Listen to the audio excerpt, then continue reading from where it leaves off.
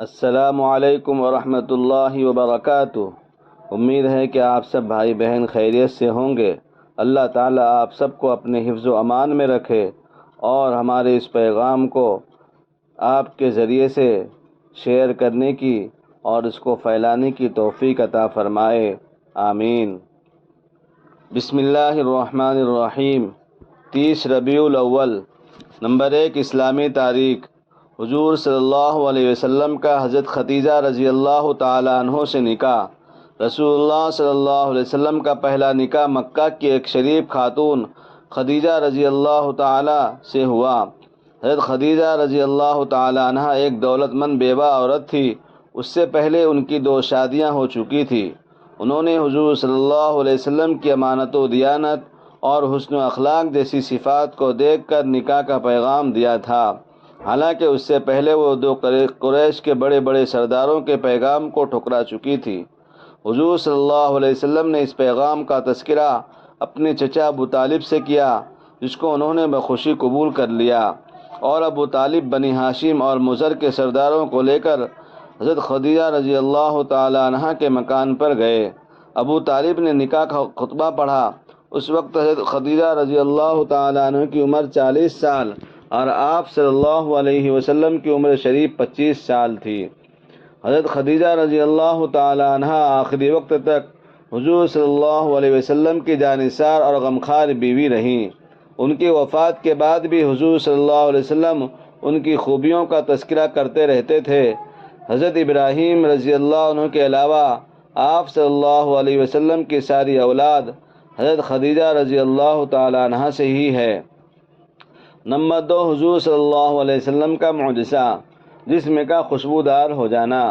حضرت وائل بن حجر رضی اللہ عنہ بیان کرتے ہیں کہ میں نے نبی کریم صلی اللہ علیہ وسلم سے مصافحہ کیا یا میرا جسم آپ کے جسم سے چھو گیا تو میں اپنے ہاتھوں میں سے 3 دن کے بعد بھی مشک کی خوشبو محسوس کرتا تھا۔ نمبر 3، ایک فرض کے بارے میں جماعت ترک کرنے کا انجام۔ حضرت عبداللہ بن عباس رضی اللہ عنہما سے کسی نے پوچھا کہ ایک شخص دن بھر روزہ رکھتا ہے اور رات بھر نفلیں پڑھتا ہے مگر جمعہ اور جماعت میں شریک نہیں ہوتا، اس کے متعلق کیا حکم ہے؟ عبداللہ بن عباس رضی اللہ عنہما نے فرمایا، یہ شخص جہنمی ہے۔ نمبر 4، ایک سنت کے بارے میں زلزلہ سے حفاظت کی دعا۔ رسول اللہ صلی اللہ علیہ وسلم یہ دعا فرماتے، اللہم انی اعوذ بک بعظمتک ان اغتال من تحتی۔ ترجمہ، اے اللہ میں تیری عظمت کے طفیل زمین میں دھس جانے سے حفاظت چاہتا ہوں۔ نمبر 5، ایک اہم عمل کی فضیلت، آپس میں سلام اور مصافحہ کرنا۔ رسول اللہ صلی اللہ علیہ وسلم نے فرمایا، 2 مسلمان جب آپس میں ملتے ہیں اور مصافحہ کرتے ہیں اور ان دونوں میں سے ہر ایک دوسرے کو دیکھ کر مسکراتا ہے تو یہ عمل اللہ کو بہت زیادہ پسند ہے، جدا ہونے سے پہلے ان کی مغفرت ہو جاتی ہے۔ نمبر 6، ایک گناہ کے بارے میں اللہ کے رسول کو تکلیف دینا۔ قرآن میں اللہ تعالیٰ فرماتا ہے، جو لوگ اللہ کو ناراض کرتے ہیں اور اس کو رسول کو تکلیف پہنچاتے ہیں تو ان پر اللہ تعالیٰ دنیا آخرت میں لعنت کرتا ہے اور اللہ نے ان کے لیے ذلیل اور رسوا کرنے والا عذاب تیار کر رکھا ہے۔ نمبر 7، دنیا کے بارے میں مال و اولاد کی محبت۔ قرآن میں اللہ تعالیٰ فرماتا ہے، مال و اولاد کی کثرت اور دنیا کے سامان پر فخر کرنا تم کو آخرت سے غافل کر دیا ہے، یہاں تک کہ تم قبرستان پہنچ جاتے ہو، ہرگز ایسا نہ کرو۔ نمبر 8، آخرت کے بارے میں جہنمیوں کا رونا۔ رسول اللہ صلی اللہ علیہ وآلہ وسلم نے فرمایا، اہل دوزخ پر رونے کا عذاب مسلط کیا جائے گا تو وہ اتنا روئیں گے کہ آنسو خشک ہو جائیں گے، اس کے بعد روتے روتے خون بہائیں گے، یہاں تک کہ ان کے چہروں میں گڈھے اور پھٹن پڑ جائیں گی۔